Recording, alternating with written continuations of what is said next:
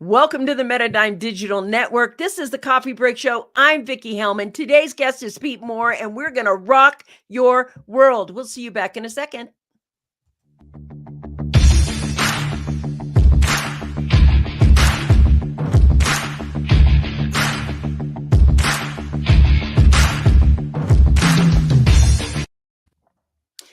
You know, today is going to be a very powerful show today. I have Pete Mohr. First off, just welcome to the show. I'm so glad you're here today. I'm glad to be here with you, Vickie. Thanks for having me. And today is so important because we're going to talk about one of the most important aspects of being a business owner. Nobody knows how to do this very easily, but this guy's an expert in this. And, you know, everybody gets a promise of financial freedom when they own a business. They get the promise of being able to go out in the world and have some time with their family, have a different kind of lifestyle. And then what they figure out is they're working over and over and over and over. And they're suddenly getting to the point where they're working 30 hours a week, 40 hours a week, 50 hours a week, 60 hours a week, 70 hours a week. And they're exhausted. They are absolutely knackered and they're tired and they don't know how to run their business. They let their business run them. And today, Pete and I are going to break that out for you. We're going to turn this around so that you actually have quality of life and are a business owner. So with that, I just want to say a couple of things. Pete, how did you get into this? Why did you get into this? And tell us why it's one of your passions. I see you guys popping in. Do me a favor, put your name down below and be part of the conversation. So, how did I get into it? I guess was your first question. Mhm. And I've been a lifelong entrepreneur. Ever since really, I've only ever worked for somebody for about 6 months of my entire life after university. And his name was Peter, too, is my dad's best friend. I'm named after him. He had a great business, loved his business. But while I was there, I realized I just don't think this is for me. So I went out on my own. I bought a franchise because that's what I could afford at the time. It was a inexpensive franchise, and I built that business. I kept it for 15 years, sold it, and along the way had another business that we bought that was underperforming. 10x'd it, sold it, became a business broker. I've always just been involved in business and doing business things. Currently own a couple of shoe stores that we've had for almost 12 years now, and had some ups and downs along the way and closed for COVID and all sorts of different things. And, Yeah. but, I spend my days now and, why am I doing what I'm doing now? Um, you know, I have my business, the shoe stores running on rails. And that's what I coach to, basically setting your business up to run on rails. Because you said it, you alluded to it. One of my main lines is you own your business and it shouldn't own you. And if you're feeling like you're owned by your business, that it consumes your life and your blood basically every day, day in and day out, 7 days a week, not even 5, then hopefully you'll take away some of the stuff, because these are some of the things that I've learned along the way through all of the different businesses. And why do I do this? I do this because, well, here's one of the things that I believe. I believe that entrepreneurs are the lifeblood of their communities. That's right. You got that Typically, right. they're the people that run all of the volunteer organizations. They're out raising money for cancer. They're out raising money to put the new steeple on the church. They're the coaches right. on the football team and the hockey team and the baseball team. They're the leaders in the scouting organization. I mean, typically they're the ones that donate to build the new playground on the corner. Yeah. It's amazing to see how much entrepreneurs in particular give back to their community, not only in money, but in time.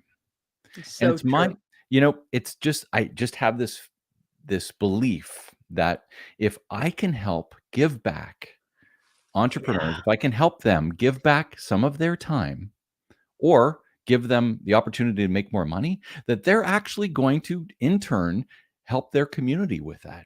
Yeah. And It's a so lot of ripple effect. in Lot of some ripple in effect. some small way, Vickie, this is sort of why I do what I do. My passion is because I feel that in some way, if I can help those entrepreneurs get through their frustrations, turn them into freedoms, give Mhm. them their time, give them a little bit more money, they're just going to end up giving it back, because what entrepreneurs do. And if I've helped them do that, then in some way I've helped their community, and that makes me feel good. Oh my gosh, that I love what you're talking about right here. You know, just recently, within the last, I don't know, 5 years, um, I had a ice cream store, and it was with 6 people. There were actually 3 married couples. So there were 3 married couples, but 6 people. And all of the couples that did this business had a business outside of the ice cream store. Nobody needed the profits Yeah. that were inside the ice cream store because it was there. So it was a labor of love project. Yeah.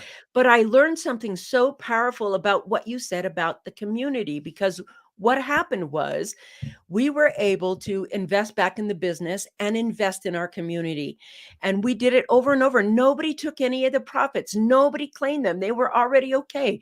And what it showed me was exactly what you said, Pete. The entire entrepreneur's journey is about helping people. Yes, we make money in the long term, in the short term, and everything that benefits from an entrepreneur who takes action and does something in their community. We spent most of our time, like, we gave to everything, the fire department, to senior centers, to soccer fields, to everything. And there was something so satisfying about that. So satisfying. I want to say this very needed contribution at this time, Peter. Yes, yes, it is. This is how the world gets better. The more entrepreneurs we have in active communities. But what I found out about a business is how it can really help everything, and how much fun it is, and how much you can do by putting a business that just churns up a community. Before the show, we were talking about what you call the 5 Ps. Yeah. And I was so interested in them. I know you have a book coming out. I It, do. it's going to be out there, and it's going to discuss those things. So Yeah.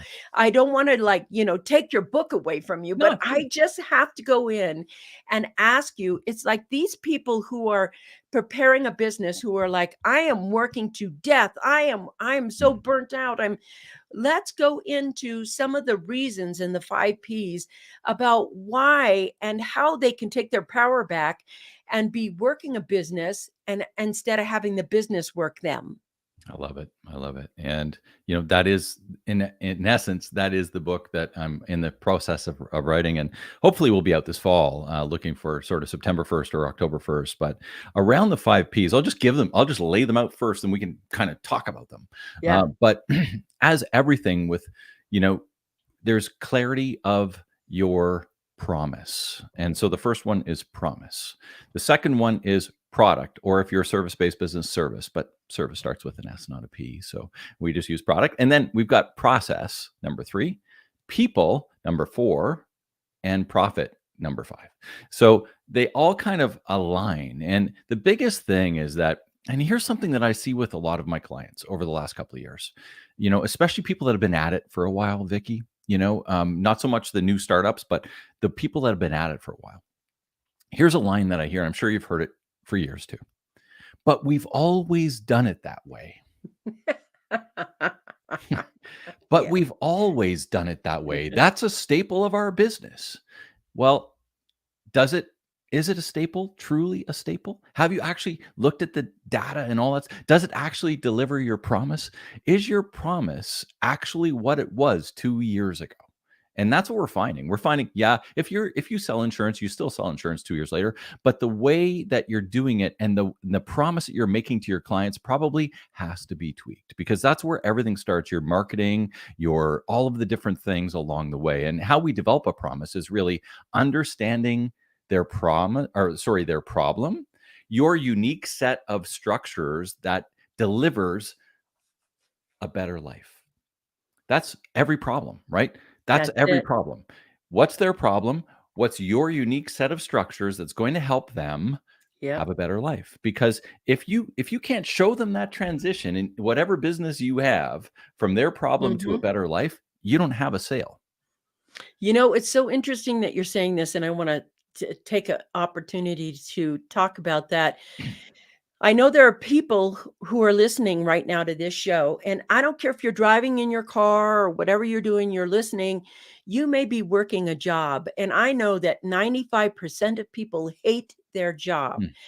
And they want to have their own business. They want to get into business, but they're a little worried about how to do that, where to start, etc. These 5 P's are so important because how you start is you're so at a job, your mind is so used to working, and not thinking about the promise of what you're doing right now, not the promise to yourself, not the promise to your community, not the promise about your solution, not the promise of any of those things. And the first thing before you're like, how am I going to make some more money? What business can I start that'll get me my out of that? Why don't you just create the promises first? I love the way this is rolling. Let's sit down and say you want to free yourself. Great. The first promise you should make is I'm going to free myself by helping people and serving people and helping them thrive. Great. So now after you've made your promises, what comes next after that? It's all about alignment after that, Vickie. And Mhm. we have to align the product or service and align the process and align the people, right? So once Yes. that's full, like your promise has to be solid. And that's what I'm saying around this idea of the promise. You might, just because you've always had that, you might want to go back and revisit it. And I'm not Yeah. saying you need to rewrite it. You just need to maybe massage it a little, tweak it a little, because things have changed. And we always are working towards that. And for those people who have been at it 5, 10 years and 15 years, just give yourself some time. And then we go back. And now with absolute clarity, because with clarity, we get confidence, right? That's right. And that's how we build momentum. Clarity creates confidence. Confidence ignites momentum. So now I've got clarity of that promise. And by the way, as a leader, my job is to actually communicate that to everybody, not only externally, but internally, right? Yeah. So that's a big one right there. Just communicating. You alluded to it already. There's a mass exodus, right? The great resignation. And when we have a very clear promise, because we'll talk about this in people too, but when we have a very clear promise, we're either attracting the right people or we're repelling them. Both are good. Mm-hmm. Both are good. And so we also do the same thing with our process and our product. So go into your product. So I own some shoe stores. So are people buying? I'll tell you a very easy example. Nobody's been going out so much over the last couple of years, and the dress side of our business has completely fallen off. But the Mm. athletic side of stuff has really picked up, right? So if we just said we always sold dress shoes and had our store half full of dress shoes, we wouldn't have made any sales in the last year. We would have had a lot of dress shoes and the product would have been there, but it wouldn't have turned and it would have cost us money and we would have sold 2 pair. So all of this kind of thing is really interesting when you look at that. So we have to have full alignment of our product. And here's the biggest thing around product. What have you deleted off of your product or service line in the last year? What have you deleted? Not just added. What have you deleted? What no longer makes sense in the delivery of your promise? Because I guarantee you there are things there that you've had in your bucket of goods and services that no longer are delivering. They don't, just like on the shoe store, they're not buying them anymore, right? So whether it's a service, whether it's a line that you carry, any of these things, dig into it and let it go. Let it go so that it's going to free up your capital, free up Yes. your time, free up all of your people who are looking after that. And by the way, if your customers don't want it anyway, why the heck do you have it? Because you always did? Not a good enough excuse. God, this is so brilliant because I think shoe stores force you to have that mindset. It's kind of an epiphany I'm having right now. It forces you to change because styles change. Yeah. And you want the latest styles, the latest trends, the latest everything. And what happens is if we don't have a business that does that for us, what Pete just said, we can get stuck in that Oh, rut. yeah. And we're letting all these advances go by and knowing that they can be here and we don't change a bit. So some of the things that I think is important about what you said, Pete, was things are different now. You Yeah. don't have to be married to your business the way you have in the past. And if you're still hanging on because you think your work ethic is going to make you free, you might want to think about that again. And so maybe it's not a work ethic, maybe it's the design and clarity ethic. And I want to go back to the clarity and confidence piece, Yeah. because sometimes in business, when you're scaling or you're growing or it's expanding, you feel overwhelmed. And what exactly is overwhelm? Overwhelm is a lack of clarity Mhm. as to what your next best step is. Mhm. And what he's saying about clarity and communicating that clarity inside your business, inside your team, inside your, what's the target, what's the team, what's the task? That's the beauty of Grant Cardone's kind of thing. He's targets, team, and task. And I love that. I do a lot of targets, team, and tasks because it keeps me on that. But I think what's important about what he's saying is, and I'm going to say this with all the love and compassion that I can say this with. So many entrepreneurs have unnecessary struggle, unnecessary stress, and unnecessary lack of clarity. And what I think I like about what you're saying, Pete, is it's unnecessary. You do not have to struggle. You do not have to do the striving pieces with that. Um, I want to ask you right now, let's talk to the entrepreneur that's struggling. Let's talk to the person who doesn't have those 5 Ps Yeah. in place, who isn't looking at their whole process, and they're listening to this, and maybe they're even a little burnt out, and they're like, Mhm. this guy's so full of it, blah, blah, blah. What would you say to them right now? How is it that you can help them get to the point where they are enjoying their business life and their life again? I Well, know this questions right out. There's yeah. no, I did this, Yeah. I didn't give him a chance to think about it. Yeah. No, no. So it's good. Um, the reality of it is, if you're that far in, Mhm. it's not a quick fix. There is no magic pill. Mm. So I'm not going to sugarcoat it. It takes time. It Yeah, takes time. It takes effort. It takes structure. It takes, like you said, it takes team. It takes, on my side of things, it takes process. It takes people. And what do? You start today. That's that's what you right. do. You start today And you and you get sit somebody down. who can help you. That's Yeah. the first thing you do. You, It's like right now, if you're going through that, you don't have to go through that alone. And he's right. When you get into that place, you have to create a different strategy. You have to see where the holes in your boat are. And you need someone like Pete in your corner who can help you do that, because your eyes have looked at it so much. Your eyes have looked at it. It can't see the blind spots. yeah. And this is why you have entrepreneurial coaches and entrepreneurial mentors. Now, this guy has already told you he's been an entrepreneur all his life. He did 6 months worth of something and he was like, okay, I got to do my own deal. Now, the thing is, you want somebody who's the real deal. You want somebody who's been up and down the ebbs and flows of business, and they understand your mindset of where you're at. And this is why we brought Pete on, because this guy knows what he's talking about. This is the guy that's been through it. And inside of whatever you're doing, if you're thinking, I have to struggle alone, I have to make it alone, that's part of your absolute unnecessary struggling. Yeah. So, first, let's stop that. And I want to go a little bit deeper, Pete, because I know that, Vicky, can I throw in one thing there? I hate to interrupt, yeah, but do I it. think it's really You relative. interrupt anytime you want. You I know, will. just because, what you were linking there to was entrepreneurs often feel alone. You mentioned Yeah. it, right? And here's the thing that I see a lot. Their partners at home don't want to hear about it anymore. They're Yeah. like, I am tired of hearing That's about so the stuff true. that You got I that don't want to hear right. about it anymore. Okay. Yeah. Your friends typically, unless they're entrepreneurs, they have no idea what you're going through.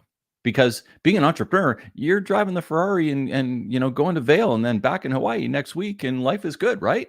At least that's how a lot of people perceive it. And then, so your partner at home not necessarily wants to hear about it anymore. Your friends can't really help you out. Your team at work, even though you have an open door policy, come to me with anything, give me your ideas, all that kind of stuff, Yep.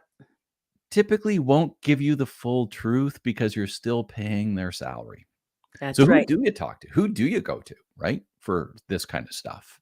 And it's like it's so important to get a mentor out there. So important to have a community of people that you can call when different resources and things like that along the way, with whether it's Vickie or somebody like me or whatever the case, there are lots of people out there. And here's another thing that I just want to add to this. We go back to the fact that entrepreneurs are givers. Yes. Entrepreneurs are givers. Yes. Okay. So I can it's feel the there. burnout in that statement already.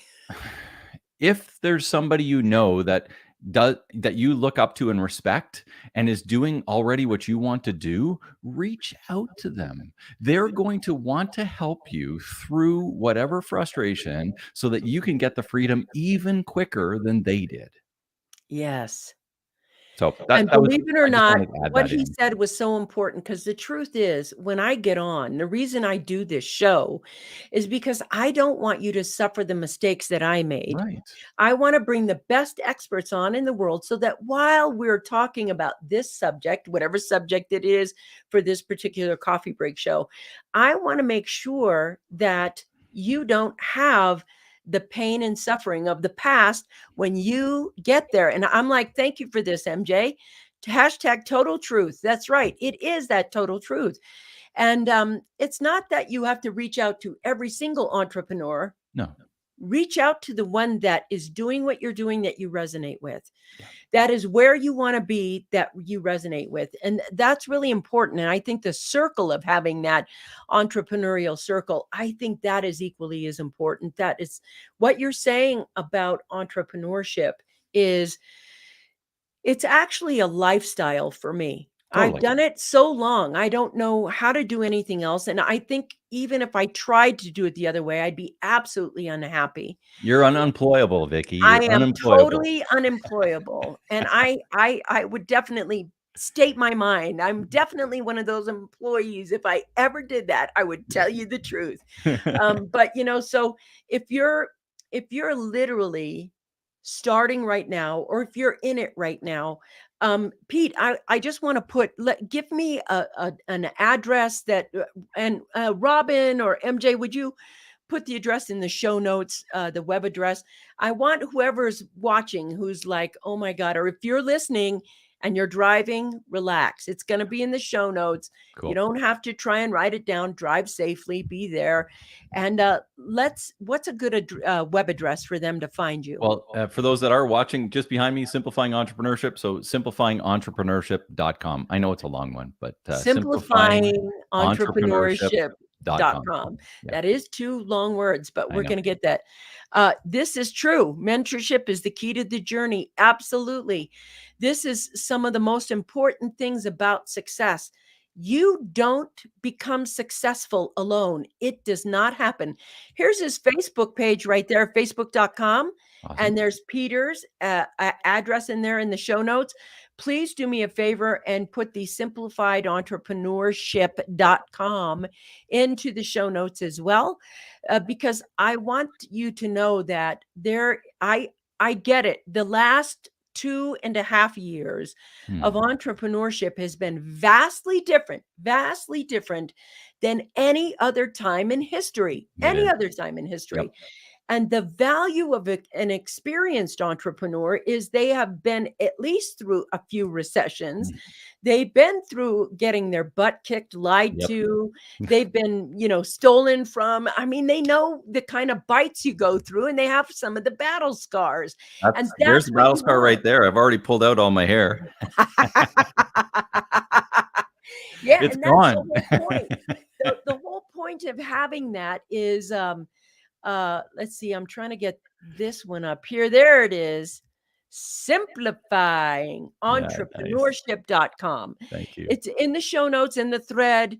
The reason I want to have this out is because I know that one of the things entrepreneurs don't like is they don't like to share their hardship with other people. They think, oh my gosh, what I should share my success, and that's the only thing I should share. And when I'm struggling, Don't tell anybody you're struggling. Go through it alone. Solve the problem alone. And you understand that's how businesses go belly up. Mhm. If you're a true entrepreneur, everyone knows not everything is sunshine and roses. So if you're having a struggle right now, let me just ask you, Pete, what do you think the top 3 struggles entrepreneurs have when they're first starting or when they're in it? And I know that if you're too far in it, you need some help to unwind it. And that's not like hi, we can do that in 20 minutes on this show. We No. have to go get some help from people. But what would you say to somebody who's starting so they could avoid the trap of being the alone entrepreneur who does it themselves, who doesn't do the 5 Ps and is just, hi, I am all about my work ethic. Yeah. Well, a few different things. What are the things that sink businesses? There are only 3, and they are cash flow, cash flow, and cash flow. That's right. Cash flow, cash Yeah. flow, cash flow. It's as That's simple the as that. name of my next book coming out. My 41st book is Cash Flow Mojo, How to Get Rich, Stay Rich, and Become Financially Independent. But they're right. It's cash flow, cash flow, I cash flow. didn't I'm even so know glad that, you said but that. there we're aligned for Yes, sure. this was not planned. No. Thank you But for yeah, that. cash flow sinks. And, Mhm. so what I see, and I don't work with a lot of startups. I work more with established businesses. Yep. But, from the startup side of things, I've certainly started up and built businesses myself. So I'm good with that. It's just that there's a lot of people that work with startups. So, Yep. from that side of things, on the startup side of things, I just kind of, people invest way too much up front before testing their idea. That's true. And I think that's one of the real kickers. You build, well, let's just say a coaching program. You build this coaching program, you've got hours and hours of content, you've built all this stuff, and you haven't even asked anybody whether or not they want it. And so you've invested X amount of thousands of dollars all this time, and you sell 2 when it goes live. Because really, the promise that the transition that we were talking about when we started the whole thing from their problem to their Mhm. better life didn't really add up for them. So they didn't want to drop the dollars. And like, so the idea around testing is so important. You want to be testing everything you do. We look at our, I don't spend a lot of time on Facebook. I'm more on Instagram and mostly on LinkedIn. But you look at your insights, you look at your analytics. Like, did they open a video? Did they open this? Did they open that? What about our emails? Did this subject line work? Like, does that resonate? Is that going, all of these things we need to be testing. We need to test it with our products and services too. And we need to get the feedback from the customers to make sure that they actually have got the transformation that you promised them. That's the key right there. That right there, that's the thing, that's the deliverable. What he just said. What's the transformation that you promised them? And if they get it, they're yours long term. If That's they don't royalty. get it, it's like reading a book. Like 41 books later, I have learned that people don't read a book, they get pulled through a book. And if the introduction, the first and the second chapter aren't powerful, they're going to put that book down and they're going to be on to the next book. So it's the same with your products and your transformation. Pete, that was such a great insight. And I'm sorry I interrupted you, but now No, I want you to continue. yeah. So, I mean, those were just a few you were asking more specifically about the startup side of Yeah. things. And I think this idea of going back, testing the things and getting the feedback so you can put it back at the beginning of the pipe, take them through the transition. Because the quicker, here's this middle part of that, of the promise, right? That middle part is, Yeah. can you do it cheaper, faster, with better experience than your competitor? Mm-hmm. So those are the things that you want to actually look for and be always improving. Can we, is it a better experience than my competitor? Is it quicker, faster, cheaper? Is it more efficient? Like, depending on what you sell and what you do, you're always looking for those tweaking areas of the actual middle part of taking them through the transition from I have sore feet to I feel awesome and look great. Right? Yes. Like, Yes. here, I'll give you a fun little thing with Shoetopia, which is our business here in Canada. And I've broken down our promise into 9 letters for Shoetopia. Cool. 3 words, 3 letters each. They're ooh, ah, and aha. And ooh is, ooh, I look pretty good when I'm standing in the mirror. Right? I want to look good when I buy a pair of shoes. Yeah. And the ah is closing my eyes and going, oh, and those feel awesome. They're I want comfortable shoes. I want my shoes to feel good. I want to look good. I want to feel good. But the issue with most shoes is that, at least in people's perception, you can't have a shoe that looks good and feels good. That's the aha moment. When I've delivered the ooh and the ah in the same pair of shoes, I've got all 9 letters. I've completed the circle. I've taken them through the transition, and they walk away after paying for their shoes, and they're going out the door, and they look back at the Shoetopia sign, and they're like, this is my favorite shoe store. Yeah. That's business. That's right. Me too, Robin. Absolutely. I love it. That's right. That to me is the thing, the promise. And when we, when we start a business or when we're in a business and we forget, we get to the bottom line or what he talked about, cash flow, cash flow, cash flow. I want to go back to that and talk a lot about that because I Sure. think the cash flow issues are huge. There. But part of having long-term cash flow is what he just said, the ooh, the ah, and the aha. And I love that. I absolutely love how you frame that because every business has an ooh, an ah, and an aha. Every book that I write, ooh, ah, aha. That's the whole thing. And if people always ask me, what do I sell? What's the fundamental thing that I sell? And I always tell them, I sell discernment. I sell discernment. That's what I want. I want you to know what you're doing for the rest of your life. I want you to be freer for the rest of your life. That aha moment is absolutely some of the strongest cash flow motivator of a consumer ever, because now it's right. He looks back up at the sign, it says Shoetopia, and he's got a customer for life. The Yep. next pair of shoes, the next pair of shoes, the next pair of shoes. That's how people shop for shoes. Really, that's That's so how they shop brilliant. for anything. That's anything, Right? absolutely anything. And the thing is, what's interesting about what you say about that, it's anything that you sell.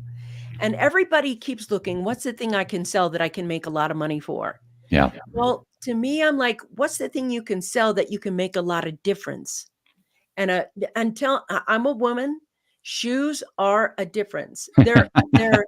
They're like, do I look sexy in them? Yep. Am I, can I flex in them? Can I, whatever those shoes are, Yeah.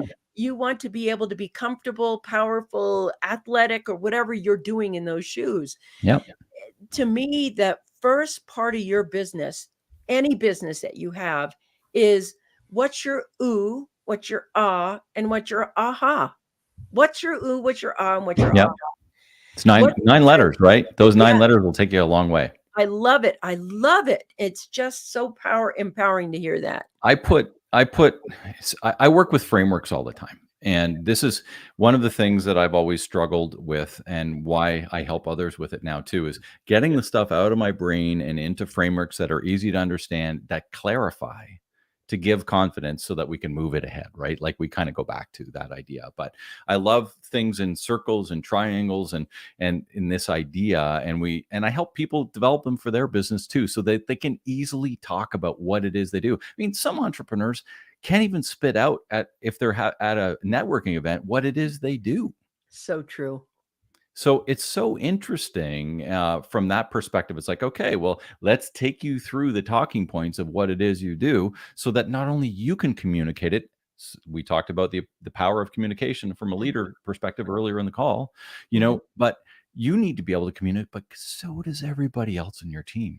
So give them the talking points. Just give them the talking points so that they know how to communicate it in sync with everything else that you're doing, so that your alignment's there, your marketing's there. When you post something on LinkedIn, when you post something on Facebook or Instagram, when you put it out into paper, when it's on a billboard, everything's in sync. It's always in sync. So we have ooh, ah, and aha. We have a few other lines like, we want you to, and in different frameworks, look great and feel fantastic, which is that same sort of a little bit Love it. longer, but then we build stories around that sort of stuff and work through that. But it's all tied to what?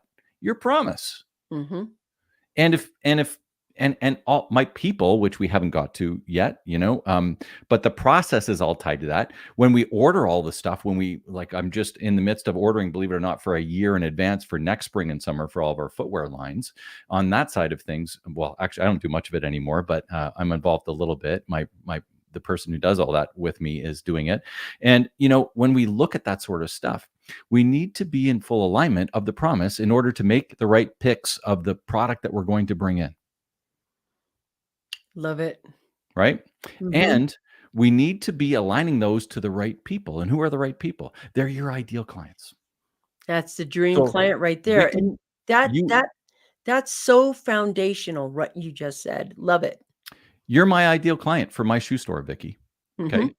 Your demographic is my ideal client. So I am buying for Vickie. Okay. And when I go there, if something is for J-Lo, I'm probably not going to buy it from my store because that's not my ideal client, right? Yeah. So, and somebody will say, well, we used to carry that stuff and we should have, well, no, that's not my client anymore. So understand who the ideal client is that's going to align with the products because they want it to take them through the promise, right? And so we have our ideal client. Then I break it down into 3 different areas, people. Then we have in the middle our ideal teammates. All the people on your team. Love that. Yes. They're part of your sphere of influence and a very big part. Yeah. The biggest, really. Can cause you the most frustration, but also give you the most freedom. Yeah. That's true. That's cause true. you the most frustration, give you the most freedom. Yeah. Right? So when you look at that kind of stuff, it's like, who's the worst ever? Here's a quick exercise for anybody. Who's the worst ever person you've ever had work with you? Who's the best ever that you've ever had work with you? Mm-hmm. Vertical line down the middle of the paper, write down all the qualities of the worst ever. It's, her name or his name, know her or his name, the best ever, them. So Jim's the worst ever and Jones the best ever. All the qualities of what you didn't like and what didn't work for your business with Jim, all the qualities of why you would hire 25 Jones if you ever had the opportunity. Write them down, pour them down, and use that to craft your messaging around your next hire. We're going through the mass resignation now, right? Everybody's talking about all this other stuff. I've been very fortunate at my businesses that we haven't lost a single person. And why is that? It's because that's a tribute to you. That's for sure. It's because they are aligned with our promise. Mm-hmm. We talked about the fact that it either needs to attract or repel. They like what they do. And by the way, one of the reasons that I have freedom in my business and I really only work give or take a day or a week or so with the shoe stores is that they have the accountability to do what they need to do. Yes. I have allowed them to have that, not just put their name on it, on the accountability chart or on your organizational chart. I didn't just put their name there, but I'm still making all the decisions. Like, this is one of the issues with so many small businesses that they could have an accountability chart there and still not have given anybody any accountability. So they haven't set up the right processes, which we didn't talk a lot about processes, but there's a ton of process work that needs to be done in order to assign accountability. Because here's the other issue. You can be assigning accountability to somebody without letting them know what the processes are, and they're never going to be able to get it done because they don't know how. This is so important what you're saying. In one of my past books, I talked about the 4 types of CEO. And there's the startup CEO. The startup CEO loves startup. And then there's the builder CEO, which is what Pete is. He's a builder CEO. That's a person who can take the business from startup and grow it and scale it. And that is a completely different mindset than the startup CEO. And the fundamentals in stabilizing your business is exactly what Pete's talking about right now. These fundamentals have to be mastered, especially on the employee side, especially when it comes to hiring, especially when it comes to having accountability for yourself and your team, and the clarity piece that they need in order for you to produce the cash flows that you want. So I want to go back, Pete, because this is so important. There is a dividing line, in my opinion, between when startup stops and the builder CEO mentality needs to come on. And if you're a startup, and maybe this is your first business and you're a startup, if you remain in that startup CEO mindset, you're going to kind of get, road rash a little bit, because you're going to crash and burn. You have to have the builder's mindset that's in there. And that's somebody who's like, okay, I've made it past I'm going to say 400,000. As soon as you hit 400,000, you better be looking for a Pete, because Pete's going to take you from the 400,000 wobbly stop over into the builder CEO, where you can go get to the seven figures and go into the seven figures stably, because seven figures unstable can be zero the next day if you're not careful. So the ability to have all of these qualities, to me, the reason you need to be working with Pete is because you don't master these because you watch this show. You don't go, well, he said this and I made good notes, therefore we're good. It's when you're in it and you need help doing it. It's being able to pick up the phone and going, hey, Pete, blah, blah, blah, blah, blah. What do I do? It's those kinds of things that are absolutely important for you to master with someone. Because if you could, I had it mastered, you'd already be Pete. You want to get it to the point where you're mastering it with someone who's been there, done that, and got the, t-shirt with it. So I want to ask you, with, and I'm looking for this in the new pandemic economy is what I'm going to call it, because we're kind of still unstably, and we Totally. have shortages all over the world, Oh my and gosh. Yeah. some of the things that are Every happening industry. right now, and maybe some of the things. What I want to get to the statement I want to make, the question I want to ask is, I want you to talk about the things you can control and the things you can't control. And what if a business has to pivot what they're doing? We talked about this earlier. If you only had dress shoes and you didn't have athletic shoes, what happens, and how can they identify when they need to pivot? Mm. Well, Or with the shortages yeah, happening right yeah. now? Every leader should have a dashboard. I mean, and the dashboard is, I like the idea of a stoplight, green, yellow, red. And whatever those key metrics are for your industry, you need to know what they are. And Mhm. you need to be dashboarding those key metrics. Like, Beautiful. um, I'll flip it back to footwear again, just Mhm. because we're talking in that way. How many times did the door open today versus our conversion rate, which is how many times did the door open and somebody actually take something back out? What's your Yes. average ticket? Has it gone up? Has it gone down? What's your inventory turn? If you are inventory, whether you're a wholesaler, manufacturer, retailer, is your inventory turn in line? What's your days outstanding? What's your days outstanding if you have accounts receivable or accounts payable? Like, these are Yes. these are telling things in your business that if you're not watching them closely and you're not having them on a dashboard that says, if it's green light, you don't have to watch it too much. If it's yellow light, you should take a look. If it's red light, this is a priority. And if you're seeing your dashboard and you're green lighting, good for you. But if you're red lighting, you're going to Yeah. have to do some work. And that's when, if you're seeing those things red light, it may be time, or it may, you got to be on the fact that you might have to pivot, and you might have to look for a different line of income for Yeah. maybe not forever, but Just for the like time that. being. Mhm. Here's another example. We were closed here in Ontario 20 weeks, government shutdown. 20 weeks, 3 different shutdowns, 8 weeks, 8 Wow. weeks, 4 weeks or something. It was something like that. Mhm. 7 weeks, 8 weeks, 5 weeks, something like that over the course of the last 2 years. What did we do? Well, we grew our web store in like what we used to do and here's a benefit, by the way. We used to do about 1% of our overall gross revenue on our web store. Mm-hmm. And through those closures, of course, that was the only way we created revenue, because E-commerce. we couldn't even, for the first couple closures, we couldn't even do curbside pickup. The last one, they let us do that. So, I mean, we had nothing we couldn't, right? So what did we do? Well, we pivoted and started doing more social and started doing live selling and all this other stuff, pivoted to doing more stuff online. And now, after we've been open now almost we're coming up on a full year since our last closure, which is great and awesome. We now do about 10% of our total volume online. So we've actually, because of pivoting at that time of need, we've actually taken what we had to do. And now that we're open again, enjoying the benefits of some of the things that we did there, and it's popped up. So when you're looking at pivoting, you're not always necessarily pivoting for the long haul. You might just need to pivot for the short term in order to get you through crunch time.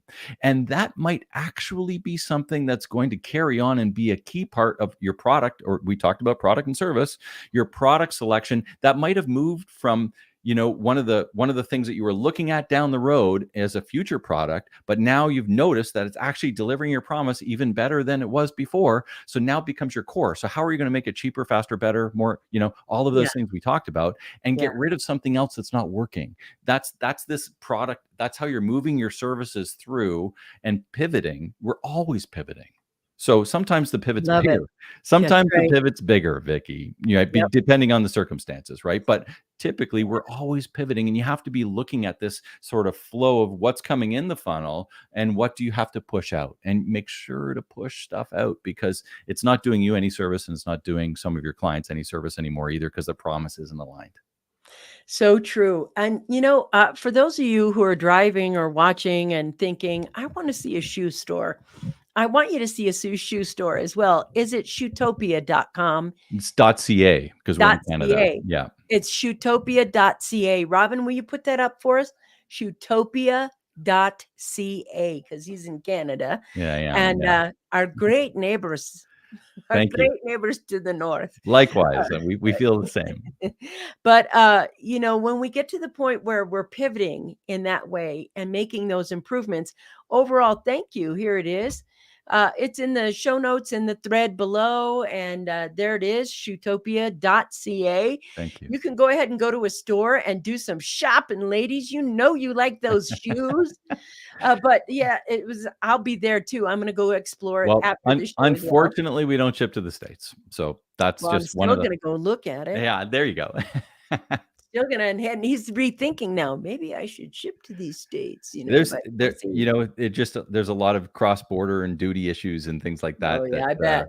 That you run into if we were shipping $4,000 worth of stuff, it's different than shipping 110.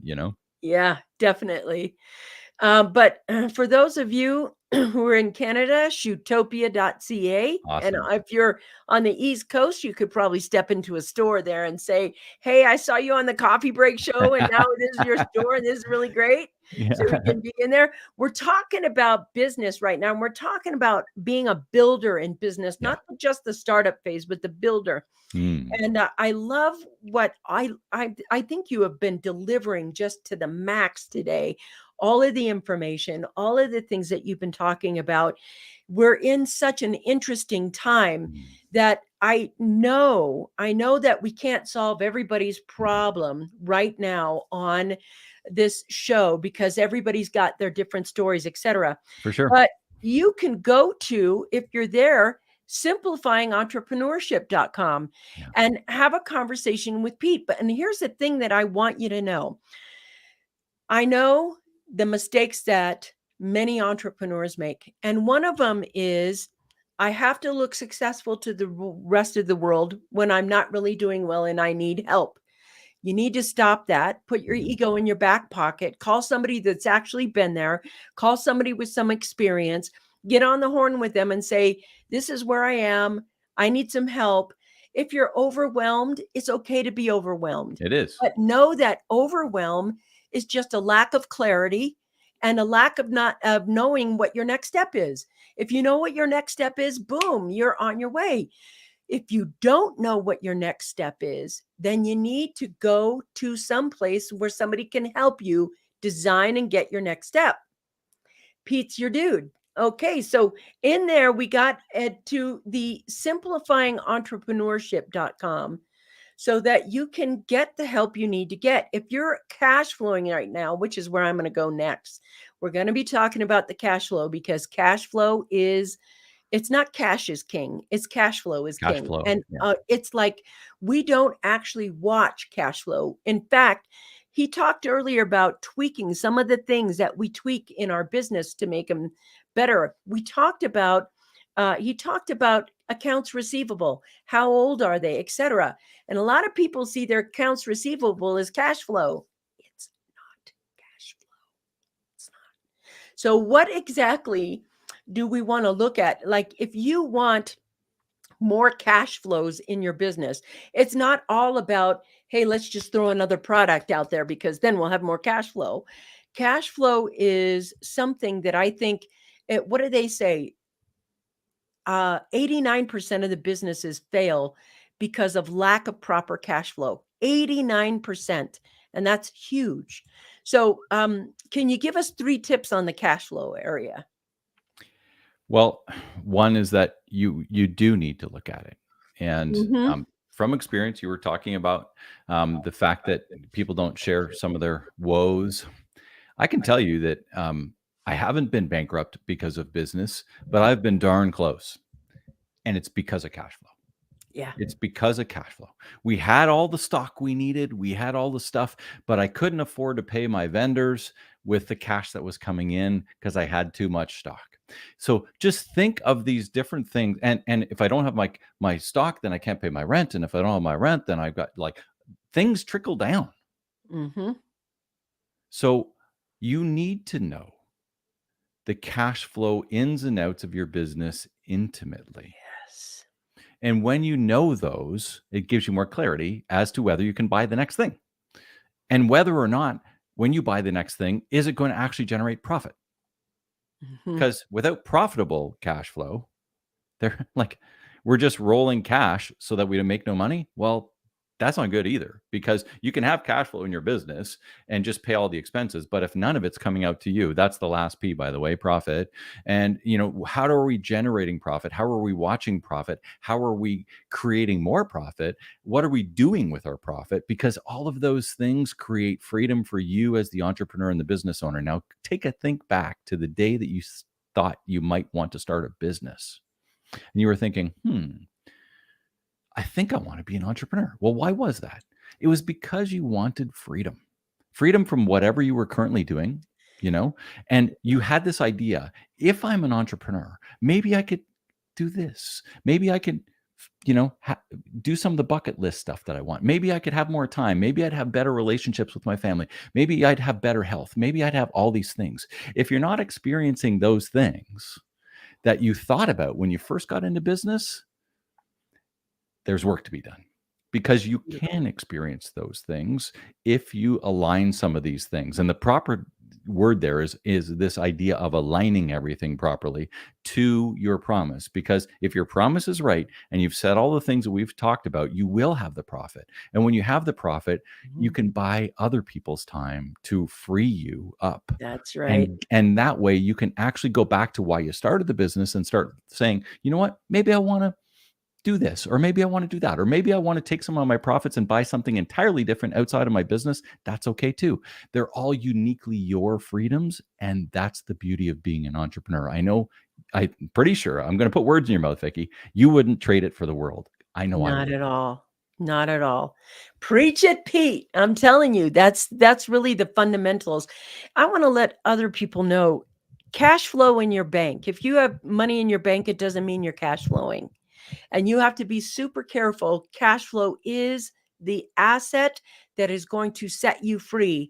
And he's right about tweaking all of your inventories and things that you have.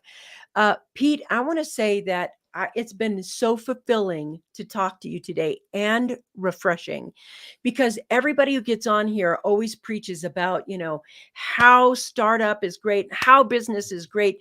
the fundamentals of being a builder CEO, that fundamentals, that's the thing that keeps you alive in entrepreneurship. It's something that you learn over time. You do not have to suffer alone. I just want to get everybody to the point where they are looking. Here it is, simplifyingentrepreneurship.com. Have a conversation with Pete. You don't have to do this alone. Go there and click on the link. I want to let you know that the Coffee Break Show is dedicated, absolutely dedicated to bringing the best experts in the world for you to have so that you can have the quality of life you want and the help that you want. And today, Pete, you really brought it. And I just want to say thank you for being on the Coffee Break Show today. Thanks so much for having me, Vickie. It's been an absolute pleasure. Cool. All right, you guys, next week, we have somebody really great. Until then, we'll see you next week.